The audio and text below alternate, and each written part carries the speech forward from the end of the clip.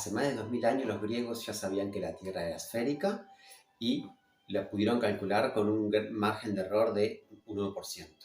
Bueno, bienvenido nuevamente, mi nombre es Eduardo Bettinavidez, soy profesor de astronomía y vamos a hablar un poco del tema de las observaciones de los planetas y concretamente el de la Tierra. Bueno, primero que nada, ¿cómo sabían los griegos o cómo pudieron deducir mirando desde la Tierra, desde la superficie misma, sin lo que tenemos ahora que naves espaciales, en el cual es fotografiada desde la Luna y bueno, la vemos perfectamente esférica? Achatamiento polar es un geoide, ¿sí? Es un elipsoide de revolución, es un poco achatada por los polos, por la fuerza centrífuga que la ensancha en el ecuador y la achata en los polos. Pero sacando esa pequeña variación, vamos a considerarla como una esfera y con los siguientes motivos. ¿Cómo hicieron los griegos hace más de 2000 años para saber que era esférica?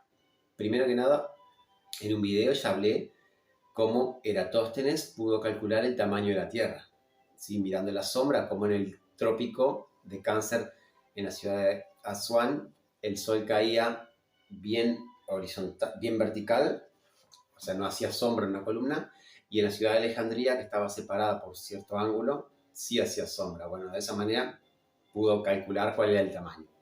Vayan al video en el cual explico el tamaño de la Tierra y el método de Eratóstenes, y ahí van mediendo detalladamente cómo hizo.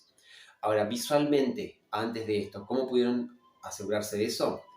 Con los eclipses de luna. ¿Qué pasa? Un eclipse de luna, tenemos la luna llena en la noche y la sombra de la Tierra empieza a tapar a la luna, la tapa completamente, la luna roja, la habrán visto alguna vez, y después de un momento empieza a descubrirse y termina el eclipse. Pasan algunas horas, un par de horas. Ahora, en el momento que comienza el eclipse, se ve parte de la sombra con cierta forma circular. Entonces, ¿qué figura geométrica puede producir como sombra un disco? Porque lo que se ve es la luna llena y empieza a taparse con un disco. Ahora, suponiendo de que la Tierra es un plato o fuese plana, tenemos la Tierra, ¿sí? La vemos como una esfera. Ahora, la Tierra gira, si es un plato, ¿qué sombra estaría proyectando sobre la Luna? Una línea. Aquí la estoy viendo como una línea. En ningún momento, todos los eclipses que se vieron, siempre la sombra era la misma. La Luna iba pasando y quedaba este borde como sombra. Entonces, la única figura geométrica que proyecta como sombra siempre un disco es la esfera, porque por más que la gire en cualquier dirección, la sombra de una esfera siempre va a ser un disco. En cambio, si es un plato, si la Tierra fuese plana, al momento de girar, en algún momento tendrá que girar. Además, sabemos que gira durante un día, la rotación es de 24 horas.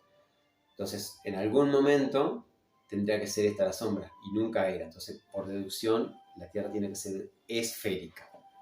Está demostrado en los eclipses lunares. Además, también sacaron la proporción Tierra-Luna. ¿Cómo? Bueno, por lo mismo. ¿Cuánto más o menos mide la sombra? Suponiendo que el Sol está mucho más lejos, haciendo una comparación del tamaño de lo que es esta la sombra de la Tierra y la Luna es más pequeña, va pasando por dentro. Bueno, hasta que está completamente en la sombra y después sale por el otro lado.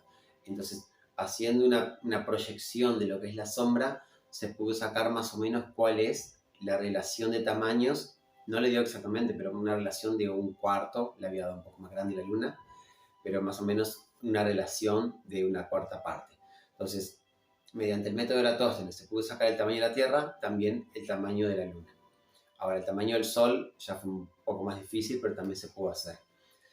Ahora, ¿qué otras observaciones se pudieron hacer con los planetas?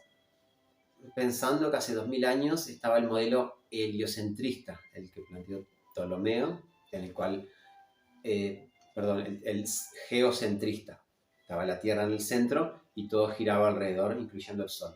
Pero pensando en el sistema de Ptolomeo, básicamente lo que había hecho era la Tierra en el centro, cambió la posición del Sol por la Tierra.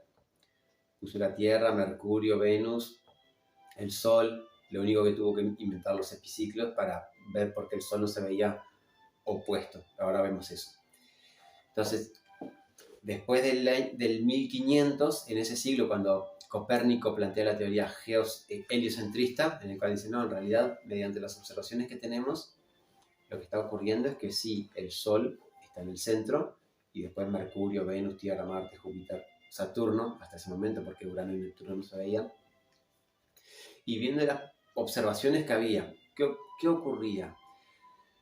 Si yo soy la Tierra y tengo el Sol acá, Mercurio y Venus están girando alrededor, pero en una órbita más chica. Entonces nunca voy a ver qué pasa por detrás. ¿Por qué? Porque la órbita es más chica. Eso es lo que quiso explicar Ptolomeo con los epiciclos, en el cual en la visual al Sol el planeta se puede alejar un poco hacia un lado o un poco hacia el otro, lo que se llaman máxima elongación oriental y occidental, dependiendo del Sol hacia qué región se aleja. Pero ¿qué pasa con los planetas que están en órbitas superiores a la Tierra? Que son Marte, Júpiter y Saturno, en este caso visualmente hablando, que sí que pasaban por detrás. Entonces, eso sí que tenían ubicaciones o posiciones cuando están totalmente opuestos. O sea, si se está ocultando el Sol, estaría a 180 grados, estaría saliendo por el otro lado. Si el Sol se oculta por occidente, estaría saliendo por oriente. Después tenemos las cuadraturas, que son exactamente a 90 grados. Se forma un ángulo recto.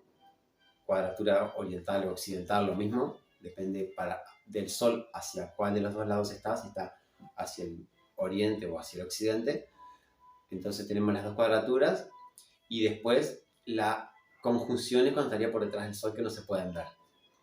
Por el solo hecho de que, bueno, primero es la máxima distancia, pues están muy lejos, y encima por detrás del Sol. La oposición, cuando pasa justo por detrás de la Tierra, es la mínima distancia. Entonces, el momento más apropiado para verlo. Con un telescopio se pueden ver bien los planetas, los anillos de Saturno, Júpiter con sus manchas. ¿Qué pasa con lo de Mercurio y Venus, que son los que están en órbitas inferiores? Bueno, cuando llegan a su máxima elongación, es el máximo ángulo que puede verse, o sea, lo más lejos que se puede ver del Sol, que son 23 grados para Mercurio y unos 46 para Venus, se ve como una media luna. ¿Por qué? Porque forman un ángulo recto entre el Sol, el planeta y la Tierra. Esa visual en el planeta son 90 grados, entonces se ve exactamente una media luna. Con un telescopio mediano, ya Venus, que es el más grande, tiene básicamente el tamaño de la Tierra y está más cerca, se ve bien como una media luna, se ve exactamente la mitad. Entonces los planetas interiores sí que tienen fases como la luna. Ahí están como a la mitad, creciente o menguante. Cuando pasan por la conjunción inferior, que pasan justo por delante del Sol, ahí no se ven porque la cara que da hacia la Tierra está a la sombra. A veces puede producirse un tránsito, que es cuando pasan justo por delante del disco solar, que es un puntito que va atravesando el planeta, que se tiene que observar el Sol con sus correspondientes filtros, pero sí que se pueden ver. Y la conjunción superior es cuando pasan por detrás, pero que ahí no se ven porque es lo mismo. Cada vez que pasan por detrás del Sol no se pueden ver. Primero porque es la máxima distancia y después porque el brillo del Sol no lo permite.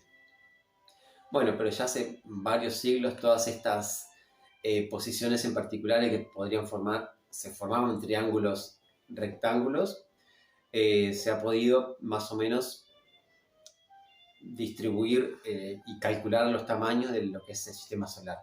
Después, más adelante, vinieron Newton, antes vino Kepler con la ley de los movimientos. Y bueno, esto ya sería para otro video, para poder explicar todas las leyes de los movimientos de los planetas y la relación que hay entre los periodos, la distancia que hay al Sol. Y bueno, lo dejamos para otro video. Bueno, sin más, nos vemos mañana en un siguiente video. Muchas gracias por mirarlo. Y no se olviden de suscribirse, darle like, dejar algún comentario. Y gracias por mirarlo. Hasta mañana. Adiós.